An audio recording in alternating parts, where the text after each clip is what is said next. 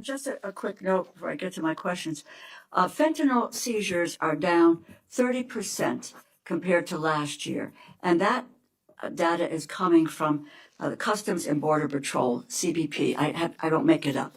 But fentanyl seizures are down.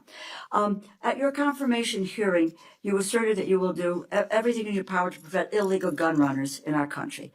Your budget request for the Bureau of Alcohol, Tobacco, Firearms, and Explosives, ATF, proposes a cut of 26% below the current level.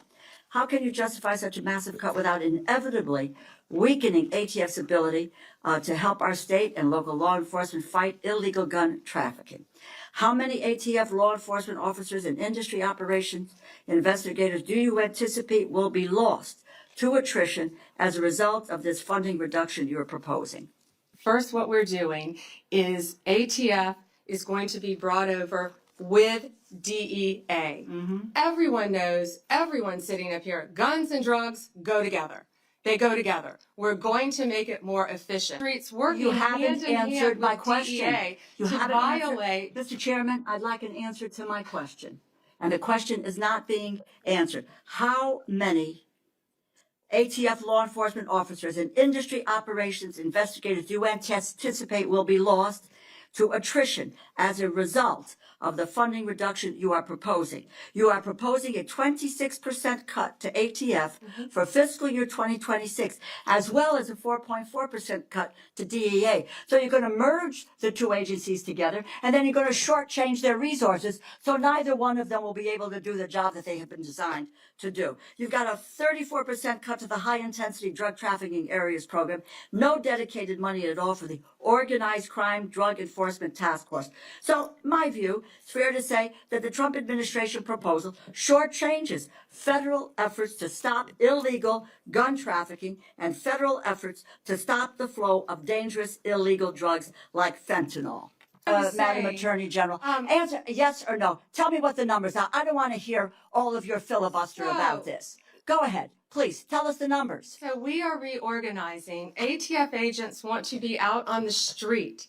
Okay, let me answer the question for you. I'm going to answer it for you. Page, Mr. Chairman, you give me a certain amount of time, and I have a high respect for you, but I don't have to listen, nor do my colleagues have to listen to a filibuster when it's a simple question. But I have an answer to your question. It's page 146 of the department's fiscal year 2026 budget, and the performance summary explicitly says, and let me quote, ATF will eliminate 541 industry operation investigators, reducing ATF's capacity to regulate the firearms and explosive industries by approximately 40% in fiscal year 2026. ATF will perform fewer regulatory inspections. And the department summary goes on to say, and let me quote, ATF anticipates a reduction of approximately 284 support personnel and 186 agents based on historical attrition patterns, and these personnel cuts will impact ATF across various functions, unquote.